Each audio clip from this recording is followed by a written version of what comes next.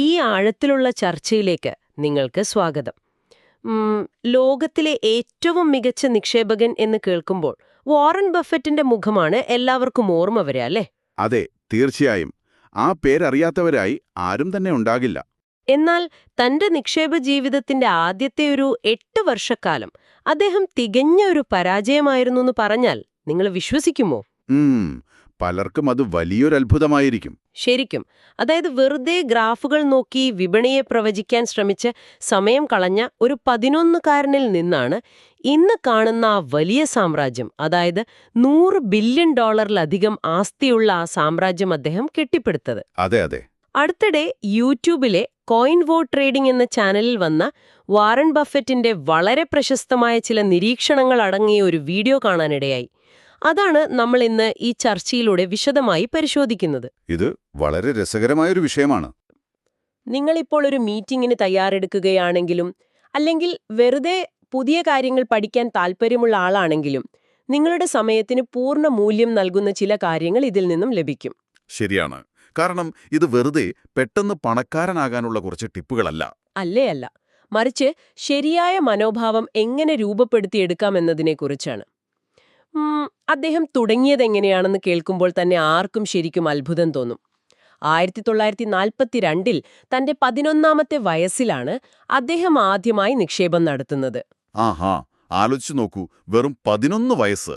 അതെ, അന്ന് അദ്ദേഹം തന്റെ കയ്യിലുണ്ടായിരുന്ന ഓരോ പൈസയും കൂട്ടിവെച്ച് ആകെ $14.750 ഉപയോഗിച്ച് സിറ്റി സർവീസ് പ്രിഫേർഡ് എന്ന കമ്പനിയുടെ 3 ഓഹരികൾ വാങ്ങി. അവിടുന്ന് അങ്ങോട്ട് 8 വർഷം അദ്ദേഹം സഞ്ചരിച്ചത് പൂർണ്ണമായും തെറ്റായ വഴിയിലായിരുന്നു. അവിടെയാണ് നമ്മൾ മനുഷ്യസഹജമായ ചില തെറ്റിദ്ധാരണകളെക്കുറിച്ച് ശരിക്കും മനസ്സിലാക്കേണ്ടത്. ആ 11കാരൻ വിശ്വസിച്ചിരുന്നത് ഓഹരികളെന്നത് മുകളിലേക്കും താഴേക്കും പോകുന്ന എന്തോ ഒന്നാണെന്നാണ്. അതായത് അതിനെ പ്രവചിക്കുകയാണ് ഒരു നിക്ഷേപകന്റെ പ്രധാന ജോലി എന്ന് അദ്ദേഹം കരുതി. എഡ്വേർഡ്സ് ആൻഡ് മഗ്ഗി പിന്നെ ഗാർഫീൽഡ് ഡ്രൂ തുടങ്ങിയവരുടെ പുസ്തകങ്ങളിലെ 100 കണക്കിന് പേജുകൾ അദ്ദേഹം വായിച്ചു തീർത്തു. ഓഹോ, അത്രയും പുസ്തകങ്ങൾ! അതെ.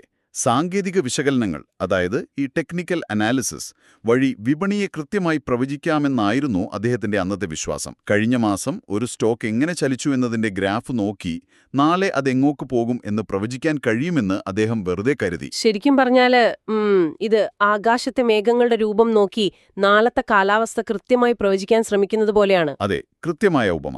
അന്തരീക്ഷത്തിൽ യഥാർത്ഥത്തിൽ എന്താണ് സംഭവിക്കുന്നതെന്ന് യാതൊരു ധാരണയുമില്ലാതെ, കാറ്റിന്റെ ഗതിയോ മർദ്ദമോ ഒന്നും നോക്കാതെ, വെറുതെ ചില പാറ്റേണുകൾ മാത്രം നോക്കി ഒരു വലിയ നിഗമനത്തിലെത്താൻ ശ്രമിക്കുന്നതുപോലെ.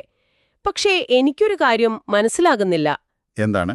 ഇത്രയും ബുദ്ധിയുള്ള ഒരാൾ എന്തിനാണ് ഈ 8 വർഷത്തോളം ആ പാറ്റേണുകൾക്ക് പിന്നാലെ പോയത്? എന്തുകൊണ്ടാണ് ആളുകൾ എത്ര പെട്ടെന്ന് ഇതിൽ വീണുപോകുന്നത്? അതിനൊരു കാരണമുണ്ട്. അതായത് നമ്മുടെ തലച്ചോറിന് എപ്പോഴും പാറ്റേണുകൾ കണ്ടെത്താൻ വലിയ ഇഷ്ടമാണ്. കുഴപ്പങ്ങൾ നിറഞ്ഞൊരു ലോകത്ത് എന്തെങ്കിലും ഒരു കൃത്യതയുണ്ടെന്ന് വിശ്വസിക്കാൻ നമ്മൾ ആഗ്രഹിക്കുന്നു. ശരിയാണ്. ഒരു ഗ്രാഫ് മുകളിലേക്ക് പോകുന്നതും താഴേക്ക് വരുന്നതും കാണുമ്പോൾ അതൊരു വലിയ രഹസ്യമാണെന്നും അത് ഡീകോഡ് ചെയ്യാൻ കഴിഞ്ഞാൽ നമ്മൾ വിജയിക്കുമെന്നും നാം തെറ്റിദ്ധരിക്കുന്നു. ഈ പാറ്റേണുകളിൽ മാത്രം ശ്രദ്ധ കേന്ദ്രീകരിക്കുമ്പോൾ നമ്മൾ പ്രധാനപ്പെട്ട ചില കാര്യങ്ങൾ മറക്കുന്നു. എന്താണത്? ആ മാറ്റങ്ങൾക്ക് കാരണമാകുന്ന യഥാർത്ഥ അടിസ്ഥാന ഘടകങ്ങളെ, അതായത് ആ കമ്പനിയുടെ വിൽപ്പന, ലാഭം, അവരുടെ ഭാവി പദ്ധതികൾ എന്നിവയെ നമ്മൾ പൂർണ്ണമായും അവഗണിക്കുകയാണ് ചെയ്യുന്നത്. ഒരു സ്റ്റോക്ക് നാളെ എന്തു ചെയ്യുമെന്ന് പ്രവചിക്കുകയാണ് പ്രധാന കാര്യമെന്ന മിഥ്യാധാരണയിലാണ് വാറൻ ബഫറ്റ് 8 വർഷവും ചെലവഴിച്ചത്. അപ്പോൾ എവിടെ വെച്ചാണ് അദ്ദേഹത്തിന് ആ വലിയൊരു മാറ്റം സംഭവിക്കുന്നത്? ഈ പഴയ രീതിയിൽ നിന്നും മാറി ചിന്തിക്കാൻ അദ്ദേഹത്തെ പ്രേരിപ്പിച്ചതെന്തായിരിക്കും? ആ മാറ്റം സംഭവിക്കുന്നത് അദ്ദേഹത്തിന്റെ 19 അല്ലെങ്കിൽ 20ാമത്തെ വയസ്സിലാണ്. അദ്ദേഹം ബെൻ ഗ്രഹാമിന്റെ ദി ഇന്റലിജന്റ് ഇൻവെസ്റ്റർ എന്ന പുസ്തകം വായിക്കുന്നു. ആഹാ, പ്രശസ്തമായ ആ പുസ്തകം. അതെ, അദ്ദേഹത്തിന്റെ ചിന്താഗതിയെ പൂർണ്ണമായും മാറ്റിമറിച്ചത് ആ ഒരൊറ്റ പുസ്തകമാണ്.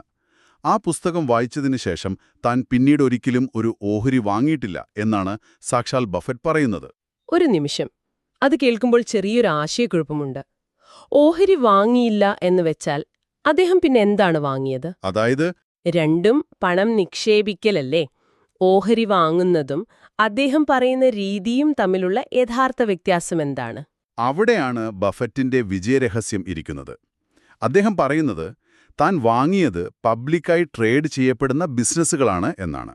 ഉം, ഈ രണ്ട് വാക്കുകൾ തമ്മിലുള്ള വ്യത്യാസം വളരെ വലുതാണ്. നിങ്ങളൊരു ഓഹരി വാങ്ങുമ്പോൾ നിങ്ങളുടെ ശ്രദ്ധ മുഴുവൻ ആ സ്ക്രീനിൽ മിന്നിമറയുന്ന അതിന്റെ വിലയിലായിരിക്കും. അതെ, നാളെ വില കൂടുമോ കുറയുമോ എന്ന് നമ്മൾ നോക്കും. കൃത്യം. നാളെ വില കൂടുമോ മറ്റന്നാൾ കുറയുമോ എന്ന് മാത്രമാണ് ചിന്തിക്കുന്നത്. എന്നാൽ നിങ്ങളൊരു ബിസിനസ് വാങ്ങുന്നു എന്ന് ചിന്തിക്കുമ്പോൾ ആ കമ്പനിയുടെ ഒരു ചെറിയ പങ്കാളിയായി നിങ്ങൾ മാറുകയാണ്. ആ കമ്പനി എന്ത് ഉൽപ്പന്നമാണ് ഉണ്ടാക്കുന്നത്, അവരുടെ ഉപഭോക്താക്കൾ ആരാണ്, അവർ എങ്ങനെയാണ് ലാഭമുണ്ടാക്കുന്നത് എന്നതിലേക്ക് നിങ്ങളുടെ ശ്രദ്ധ പൂർണ്ണമായും മാറുന്നു. ആ, എനിക്ക് മനസ്സിലാവുന്നുണ്ട്. അതായത് വെറുമൊരു കടലാസിലെ അക്കങ്ങൾ എന്നതിലുപരി അതൊരു ജീവനുള്ള സംരംഭമാണെന്ന് മനസ്സിലാക്കുക. അതെ അതെ. അല്ലല്ലോ, കാരണം അതൊരു ദീർഘകാല നിക്ഷേപമാണ്. അവിടെ നിന്ന് ലഭിക്കുന്ന വാടകയിലോ അല്ലെങ്കിൽ ആ ഫാമിൽ നിന്നുള്ള വിളവിലോ ആണ് നിങ്ങളുടെ ശ്രദ്ധ മുഴുവനും. അതുപോലെ തന്നെയാണ് ബിസിനസ്സുകളുടെ കാര്യവും. തനിക്ക് എപ്പോഴെങ്കിലും പണം തിരികെ ലഭിക്കുമ്പോൾ അതിൽ സന്തോഷം കണ്ടെത്താൻ കഴിയുന്ന ഇടങ്ങളിലാണ് പണം നിക്ഷേപിക്കേണ്ടത്. 100% ശരിയാണ്. സ്റ്റോക്ക് മാർക്കറ്റ് എന്നൊന്നില്ലായിരുന്നുവെങ്കിൽ ആളുകൾ ഇതിലും മികച്ച രീതിയിൽ നിക്ഷേപം നടത്തുമായിരുന്നു എന്ന് അദ്ദേഹം പറയുന്നുണ്ട്. ഓഹോ, അത് വലിയൊരു പ്രസ്താവനയാണല്ലോ. അതെ. കാരണം ഓരോ സെക്കൻഡിലും വില മാറുന്നത് കാണാൻ കഴിയാത്തതുകൊണ്ട് ആളുകൾ ദീർഘകാലത്തേക്ക് ചിന്തിക്കാൻ നിർബന്ധിതരാകുമായിരുന്നു. ഇടയ്ക്കിടെ വാങ്ങുകയും വിൽക്കുകയും ചെയ്യുന്ന സ്വഭാവമില്ലാതാകും. പക്ഷേ ഇതൊക്കെ നമ്മളിവിടെ ഇരുന്ന് സംസാരിക്കാൻ വളരെ എളുപ്പമാണ്. യഥാർത്ഥത്തിൽ നമ്മുടെ കയ്യിലുള്ള പണം വിപണിയിലിറക്കി പെട്ടെന്നൊരു ദിവസം മാർക്കറ്റ് ഇടുകയും നമ്മുടെ സ്ക്രീനിൽ ചുവന്ന അക്കങ്ങൾ തെളിയുകയും ചെയ്യുമ്പോൾ പരിഭ്രാന്തരാകാതിരിക്കാൻ ഒരു മനുഷ്യൻ എങ്ങനെ സാധിക്കും? അത് സ്വാഭാവികമായൊരു പേടിയാണ്. അല്ലേ? നമ്മുടെ കഷ്ടപ്പാടിന്റെ ഫലമായ ലക്ഷക്കണക്കിന് രൂപ സ്ക്രീനിൽ താഴേക്ക് പോകുന്നത് കാണുമ്പോൾ സന്തോഷിക്കാൻ കഴിയുമോ? ഇതിലെന്തോ ഒരു വലിയ തകരാറില്ലേ? ആർക്കെങ്കിലും സ്വന്തം പണം നഷ്ടപ്പെടുന്നത് കണ്ട് ചിരിക്കാൻ കഴിയുമോ? ആ ചോദ്യം വളരെ പ്രസക്തമാണ്. 90% ആളുകളും ചിന്തിക്കുന്നത് അങ്ങനെ തന്നെയാണ്. അവരെന്തെങ്കിലും വാങ്ങുന്നു, അടുത്ത ആഴ്ച അതിന്റെ വില കൂടുമെന്ന് പ്രതീക്ഷിക്കുന്നു. വില കൂടിയാൽ സന്തോഷിക്കുന്നു, കുറഞ്ഞാൽ ദുഃഖിക്കുന്നു. എന്നാൽ വാറൻ ബഫറ്റ് പറയുന്നത് താൻ വാങ്ങുന്ന ബിസിനസിന്റെ വില താഴേക്ക് പോകുമ്പോഴാണ് താൻ കൂടുതൽ സന്തോഷിക്കുന്നത് എന്നാണ്. കേൾക്കുമ്പോൾ ഭ്രാന്താണെന്ന് തോന്നും. അതെ, തോന്നും. പക്ഷേ ഇതിന് പിന്നിലെ കണക്ക് ഞാൻ വിശദീകരിക്കാം. നിങ്ങളൊരു ബിസിനസ് വാങ്ങുമ്പോൾ അതിന്റെ യഥാർത്ഥ മൂല്യം എത്രയാണെന്ന് നിങ്ങൾക്ക് കൃത്യമായ ധാരണയുണ്ടെന്ന് കരുതുക. വിപണിയിലെ താൽക്കാലികമായ ഭയം കൊണ്ടോ മറ്റെന്തെങ്കിലും ബാഹ്യ കാരണങ്ങൾ കൊണ്ടോ അതിന്റെ ഓഹരി വില പെട്ടെന്ന് പകുതിയായി കുറയുന്നു. ശരി. ഇവിടെ നിങ്ങളുടെ പണം നഷ്ടപ്പെടുകയല്ല ചെയ്യുന്നത്, മറിച്ച് അതേ മികച്ച ബിസിനസിന്റെ കൂടുതൽ ഓഹരികൾ വളരെ കുറഞ്ഞ വിലയിൽ സ്വന്തമാക്കാനുള്ള അവസരമാണ് നിങ്ങൾക്ക് ലഭിക്കുന്നത്. ആ, എനിക്കിപ്പോ ആ ലോജിക്ക് പിടികിട്ടി. ഇത് നമ്മൾ സൂപ്പർ മാർക്കറ്റിൽ പോകുമ്പോൾ സംഭവിക്കുന്നത് പോലെയല്ലേ? എങ്ങനെ? നിങ്ങൾ സ്ഥിരമായി വാങ്ങുന്ന, നിങ്ങൾക്ക് ഏറ്റവും ഇഷ്ടപ്പെട്ട നല്ല ഗുണനിലവാരമുള്ള ഒരു കോഫി പൗഡർ ഉണ്ടെന്ന് കരുതുക. ഒരു ദിവസം നിങ്ങൾ കടയിൽ പോകുമ്പോൾ അതിന് 50% ഡിസ്കൗണ്ട് പ്രഖ്യാപിച്ചിരിക്കുന്നു. നിങ്ങളപ്പോൾ പരിഭ്രാന്തരായി അവിടെ നിന്ന് ഇറങ്ങി ഓടുകയാണോ ചെയ്യുന്നത്? ഒരിക്കലുമല്ല. കാരണം നമുക്കറിയാം ആ കോഫി പൗഡറിന്റെ യഥാർത്ഥ മൂല്യം എന്താണെന്ന്. അതിഗംഭീരമായ ഒരു താരതമ്യമാണ് നിങ്ങൾ പറഞ്ഞത്. ബഫറ്റ് ഇതിന് നൽകുന്ന മറ്റൊരു ഉദാഹരണം ഒരു കൃഷിക്കാരൻ്റേതാണ്. നിങ്ങളൊരു കൃഷിക്കാരനാണെങ്കിൽ വരും കാലങ്ങളിൽ കൂടുതൽ കൃഷിഭൂമി വാങ്ങാൻ നിങ്ങൾ ആഗ്രഹിക്കുന്നുണ്ടെങ്കിൽ ആ ഭൂമിയുടെ വില കുറയുന്നതാണോ കൂടുന്നതാണോ നിങ്ങൾക്ക് നല്ലത്? തീർച്ചയായും വില കുറയുന്നതാണ് നല്ലത്. അതെ, നിങ്ങളുടെ കയ്യിലുള്ള അതേ പണം ഉപയോഗിച്ച് നിങ്ങൾക്ക് കൂടുതൽ ഭൂമി വാങ്ങാൻ കഴിയും. അതുതന്നെയാണ് മികച്ച ബിസിനസ്സുകളുടെ കാര്യത്തിലും സംഭവിക്കുന്നത്. നിങ്ങൾ ദീർഘകാലത്തേക്ക് ആ ബിസിനസ്സിൽ നിക്ഷേപം തുടരാൻ ആഗ്രഹിക്കുന്ന ആളാണെങ്കിൽ വിപണിയിലെ വിലക്കുറവ് എന്നത് പേടിക്കേണ്ട ഒന്നല്ല, മറിച്ച് ആഘോഷിക്കേണ്ട ഒരു വലിയ അവസരമാണ്. അത് ശരിക്കും നമ്മുടെ ചിന്താഗതിയെ മൊത്തത്തിൽ മാറ്റുന്ന ഒന്നാണ്. ഭൂരിഭാഗം പേരും വിചാരിക്കുന്നത് ഓഹരി വിപണി എന്നത് വലിയ ബുദ്ധിജീവികളുടെ കളിയാണെന്നാണ്. അതെ. വലിയ ഗണിതശാസ്ത്രജ്ഞർക്കും സാമ്പത്തിക വിദഗ്ധർക്കും മാത്രമേ ഇതിൽ തിളങ്ങാൻ കഴിയൂ എന്ന് നമ്മൾ കരുതും. എന്നാൽ ബഫറ്റിന്റെ അഭിപ്രായത്തിൽ ഈ കളിയിൽ വിജയിക്കാൻ നിങ്ങൾക്ക് 170 IQ ആവശ്യമില്ല. ഒരു 120 IQ ധാരാളമാണ്. മറിച്ച് വേണ്ടത് ശരിയായ മനോഭാവമാണ്, അല്ലെങ്കിൽ ടെമ്പറമെന്റാണ്. അതെ, ഐക്യുവിനേക്കാൾ മനോഭാവത്തിനാണ് ഇവിടെ ഏറ്റവും കൂടുതൽ പ്രാധാന്യം. നിങ്ങൾക്ക് അത്യാവശ്യം സാമാന്യ ബുദ്ധിയുണ്ടെങ്കിൽ ബാക്കിയുള്ളത് നിങ്ങളുടെ വികാരങ്ങളെ നിയന്ത്രിക്കാനുള്ള കഴിവാണ്. എല്ലാവരും പരിഭ്രാന്തരായി വിൽക്കാൻ ശ്രമിക്കുമ്പോൾ ശാന്തമായിരിക്കാനും എല്ലാവരും അത്യാഗ്രഹികളാകുമ്പോൾ സൂക്ഷ്മത പാലിക്കാനുമുള്ള കഴിവ്, അതാണ് പ്രധാനം. ഞാൻ ഇതിനെ ഒന്ന് നമ്മുടെ നാട്ടിലെ ട്രാഫിക്കുമായി താരതമ്യം ചെയ്യട്ടെ. തീർച്ചയായും. തിരക്കുള്ള റോഡിലൂടെ വണ്ടി ഓടിക്കുന്നത് പോലെയല്ലേ ഇത്? വണ്ടി ഓടിക്കാൻ വലിയ ഐക്യമൊന്നും ആവശ്യമില്ല. അടിസ്ഥാന നിയമങ്ങൾ അറിഞ്ഞാൽ മതി. സ്റ്റിയറിംഗ് പിടിക്കാനും ഗിയർ മാറ്റാനും കഴിഞ്ഞാൽ മതി. ശരിയാണ്. എന്നാൽ മുന്നിൽ പോകുന്നവൻ പെട്ടെന്ന് ബ്രേക്ക് പിടിക്കുമ്പോഴോ, ആരെങ്കിലും നിയമം തെറ്റിച്ച് റോഡിലേക്ക് ചാടുമ്പോഴോ, പിന്നിൽ കിടന്ന് ആരോ അനാവശ്യമായി ഹോൺ അടിക്കുമ്പോഴോ സമചിത്തതയോടെ, ദേഷ്യപ്പെടാതെ വണ്ടി നിയന്ത്രിക്കാൻ കഴിയണം. ആ ഒരു ശാന്തതയില്ലെങ്കിൽ എത്ര വലിയ ബുദ്ധിമാനാണെങ്കിലും വണ്ടി അപകടത്തിൽപ്പെടും. അതാണ് ഈ പറയുന്ന ടെമ്പറമെന്റ്. വളരെ കൃത്യം. ആ ശാന്തതയാണ് ബഫറ്റിന്റെ ഏറ്റവും വലിയ ആയുധം. ഇനി നമ്മൾ ഇതിന്റെ മറ്റൊരു തലത്തിലേക്ക് കടക്കേണ്ടതുണ്ട്. ഏതാണ് ആ തലം? പണം സമ്പാദിക്കുന്നതില് ഈ സാങ്കേതികതകൾക്കപ്പുറം എന്താണ് യഥാർത്ഥത്തിൽ ഒരു മനുഷ്യന് സന്തോഷം നൽകുന്നത് എന്ന ചോദ്യം ഇവിടെ ഉയർന്നു വരുന്നുണ്ട്. ദീർഘകാലാടിസ്ഥാനത്തിൽ നിങ്ങൾ ഒരു ബിസിനസ്സിൽ തുടരണമെങ്കിൽ നിങ്ങൾ ചെയ്യുന്ന കാര്യത്തെ നിങ്ങൾ സ്നേഹിക്കണം എന്ന് അദ്ദേഹം ഊന്നി പറയുന്നുണ്ട്. തീർച്ചയായും. കാരണം നമ്മൾ നേരത്തെ പറഞ്ഞതുപോലെ 10 വർഷത്തേക്കോ അതിൽ കൂടുതലോ ഒരു ബിസിനസ്സുമായി ചേർന്ന് നിൽക്കുമ്പോൾ അത് വെറുമൊരു സാമ്പത്തിക ഇടപാട് മാത്രമല്ല. അല്ല, അതൊരു നീണ്ട യാത്രയാണ്. അദ്ദേഹം തന്റെ ജോലി വളരെയധികം ആസ്വദിക്കുന്നുണ്ട്. അത് പണത്തിനു വേണ്ടി മാത്രമല്ല. 5 വീടുകൾ സ്വന്തമാക്കുന്നതിൽ ഒരു അർത്ഥവുമില്ല എന്നാണ് അദ്ദേഹം പറയുന്നത്. ഒരു വീട് മതി സന്തോഷമായി ജീവിക്കാൻ. കൂടുതൽ വീടുകളെന്നാൽ കൂടുതൽ പ്രശ്നങ്ങളെന്നാണ് അദ്ദേഹത്തിന്റെ പക്ഷം. അതെ, കൂടുതൽ വീടുകളെന്ന് വെച്ചാൽ കൂടുതൽ അറ്റകുറ്റപ്പണികൾ, കൂടുതൽ ടാക്സ്, അങ്ങനെ പോകും. ഇത് പലപ്പോഴും നമ്മൾ മറന്നുപോകുന്നൊരു കാര്യമാണ്. സമ്പത്ത് എന്നത് നമുക്ക് സ്വാതന്ത്ര്യം നൽകാനുള്ളതാണ്, അല്ലാതെ കൂടുതൽ തലവേദനകൾ ഉണ്ടാക്കാനല്ല. അത് വളരെ പ്രധാനപ്പെട്ട ഒരു നിരീക്ഷണമാണ്. തനിക്ക് ഏറ്റവും ഇഷ്ടമുള്ള ആളുകൾക്കൊപ്പം, താൻ വിശ്വസിക്കുന്ന പങ്കാളികളോടൊപ്പം ജോലി ചെയ്യാൻ കഴിയുക എന്നതാണ് അദ്ദേഹത്തെ സംബന്ധിച്ച് ഏറ്റവും വലിയ സമ്പത്ത്. അതെ അതെ. ഒറ്റയ്ക്കൊരു മുറിയിലിരുന്ന് കമ്പ്യൂട്ടറിൽ നോക്കി ട്രേഡ് ചെയ്ത് കൂടുതൽ പണമുണ്ടാക്കാൻ കഴിഞ്ഞേക്കാം. എന്നാൽ അതിനേക്കാൾ അദ്ദേഹം ഇഷ്ടപ്പെടുന്നത് യഥാർത്ഥ മനുഷ്യരുമായി ഇടപഴകാനും അവർക്കൊപ്പം ചേർന്ന് വലിയ കാര്യങ്ങൾ ചെയ്യാനുമാണ്. ജനങ്ങളുടെ വിശ്വാസം ആർജിക്കുക എന്നത് അദ്ദേഹം ഒരുപാട് വിലമതിക്കുന്നു. എന്നുവെച്ചാൽ നമ്മൾ ഈ കേൾക്കുന്ന അദ്ദേഹത്തിന്റെ വലിയ സാമ്പത്തിക വിജയമെന്നത് യഥാർത്ഥത്തിൽ അദ്ദേഹത്തിന്റെ ലക്ഷ്യമായിരുന്നില്ലേ? അതായത് തനിക്ക് ഏറ്റവും ഇഷ്ടമുള്ള ഒരു കാര്യം ശരിയായ ആളുകൾക്കൊപ്പം വർഷങ്ങളോളം അതിയായ അർപ്പണബോധത്തോടെ ചെയ്തതിന്റെ ഒരു സ്വാഭാവികമായ ഫലം, അല്ലെങ്കിൽ ഒരു ബൈ പ്രോഡക്റ്റ് മാത്രമാണല്ലേ ഈ വലിയ സാമ്പത്തിക വിജയം? ഒരു സംശയവുമില്ലാതിൽ. തനിക്ക് താൽപ്പര്യമുള്ളൊരു മേഖലയിൽ ശരിയായ തത്വങ്ങൾ പാലിച്ച് മുന്നോട്ടു പോയതിന്റെ ഫലമാണ് നമ്മൾ ഇന്ന് കാണുന്ന വലിയ സംഖ്യകൾ. ഈ വ്യക്തിപരമായ തലത്തിൽ നിന്നും മാറി ബഫറ്റ് എങ്ങനെയാണ് വലിയൊരു സാമ്പത്തിക വ്യവസ്ഥയുടെ വളർച്ചയെ കാണുന്നത് എന്നതിലേക്ക് നമുക്കൊന്ന് നോക്കാം. അത് വളരെ പ്രധാനപ്പെട്ട ഒരു കാര്യമാണ്. അദ്ദേഹത്തിന്റെ പണത്തിന്റെ 80% അദ്ദേഹം അമേരിക്കൻ ബിസിനസ്സുകളിലാണ് നിക്ഷേപിച്ചിരിക്കുന്നത്. ഇതിനു പിന്നിൽ മനുഷ്യചരിത്രത്തെയും സമ്പദ്വ്യവസ്ഥയെയും കുറിച്ചുള്ള വളരെ ആഴത്തിലുള്ളൊരു കാഴ്ചപ്പാടുണ്ട്. ഈ ഭാഗം കേട്ടപ്പോൾ എന്നെ ശരിക്കും ചിന്തിപ്പിച്ചു. അദ്ദേഹം അവിടെ വളരെ രസകരമായൊരു താരതമ്യം നടത്തുന്നുണ്ട്. ജോൺ ഡി റോക്ക്ഫെല്ലറിനെ കുറിച്ചാണത്. അതെ, കൃത്യം. ബഫറ്റിന് 6 വയസ്സുള്ളപ്പോൾ ലോകത്തെ ഏറ്റവും വലിയ കോടീശ്വരനായിരുന്ന വ്യക്തിയാണ് റോക്ക്ഫെല്ലർ. എന്നാൽ ഇന്നത്തെ കാലത്ത് താഴെത്തട്ടിലുള്ള സാധാരണക്കാർ അനുഭവിക്കുന്ന ജീവിത സൗകര്യങ്ങൾ പോലും അന്ന് ആ ലോകത്തിലെ ഏറ്റവും വലിയ പണക്കാരന് ലഭ്യമായിരുന്നില്ല എന്നത് നമ്മളെ ശരിക്കും അത്ഭുതപ്പെടുത്തുന്ന ഒന്നാണ്. അത് നമ്മൾ പലപ്പോഴും മറന്നുപോകുന്നൊരു വലിയ യാഥാർത്ഥ്യമാണ്. നിങ്ങളൊന്ന് ആലോചിച്ച് നോക്കൂ.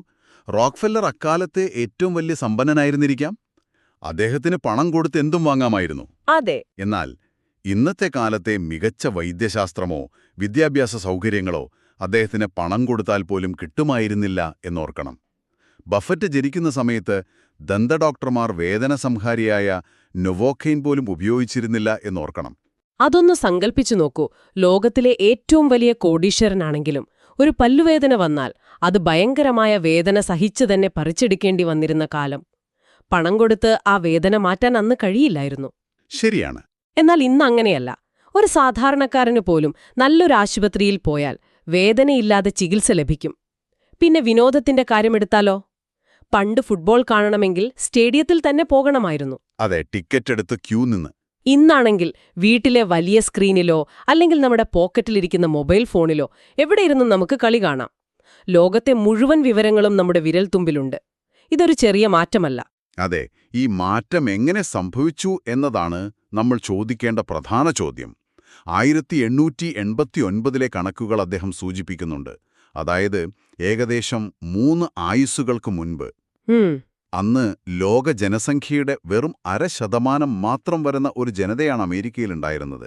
എന്നാൽ ഇന്ന് ലോകത്തിന്റെ ആകെയുള്ള സമ്പത്തിന്റെ 20%-ലധികം അവർ സംഭാവന ചെയ്യുന്നു. ഇത് വെറുതെ ആകാശത്തു നിന്നും പൊട്ടിമുളച്ചതാണോ? അവിടെയാണ് എന്റെയും സംശയം. അവർ മറ്റുള്ളവരെക്കാൾ കൂടുതൽ ബുദ്ധിയുള്ളവരോ അല്ലെങ്കിൽ ദിവസം മുഴുവൻ ഉറങ്ങാതെ കഠിനാധ്വാനം ചെയ്യുന്നവരോ ആയതുകൊണ്ടാണോ ഇങ്ങനെ സംഭവിച്ചത്? ഒരു ജനത എങ്ങനെയാണ് ഇത്ര വലിയ സാമ്പത്തിക പുരോഗതി കൈവരിച്ചത്? അല്ല, അവിടെയാണ് ഈ സാമ്പത്തിക വ്യവസ്ഥയുടെ ശക്തി നമ്മൾ മനസ്സിലാക്കേണ്ടത്. അതായത് ക്യാപിറ്റലിസത്തിന്റെ അല്ലെങ്കിൽ സ്വതന്ത്ര വിപണിയുടെ ഒരു മാന്ത്രികത. മനുഷ്യന്റെ അധ്വാനത്തിന് കൂടുതൽ മൂല്യം നൽകുന്ന, പുതിയ കണ്ടുപിടുത്തങ്ങളെ പ്രോത്സാഹിപ്പിക്കുന്ന ഒരു വ്യവസ്ഥിതി അവിടെ രൂപപ്പെട്ടു എന്നതാണ് സത്യം. 100 വർഷങ്ങൾക്ക് മുൻപൊരാൾ 1 മണിക്കൂർ അധ്വാനിച്ചാൽ കിട്ടിയിരുന്ന ഫലത്തേക്കാൾ എത്രയോ മടങ്ങ് മൂല്യമാണ് ഇന്ന് അതേ 1 മണിക്കൂർ അധ്വാനത്തിന് ലഭിക്കുന്നത്. ഇതിന് കാരണം സാങ്കേതികവിദ്യയും നിരന്തരമായ നവീകരണങ്ങളുമാണ്. അദ്ദേഹം നൽകുന്ന തോമസ് എഡിസന്റെ ഉദാഹരണം നോക്കൂ. എന്താണത്? എഡിസൺ നിരവധി കണ്ടുപിടുത്തങ്ങൾ നടത്തി. അദ്ദേഹം അതിൽ നിന്നും പണമുണ്ടാക്കിയിട്ടുണ്ടാകാം. പക്ഷേ ആ കണ്ടുപിടുത്തങ്ങളുടെ യഥാർത്ഥ ഗുണഫലം ഇന്ന് അനുഭവിക്കുന്നത് എഡിസൺ മാത്രമല്ലല്ലോ, നമ്മൾ ഉൾപ്പെടുന്ന സമൂഹമാണ്.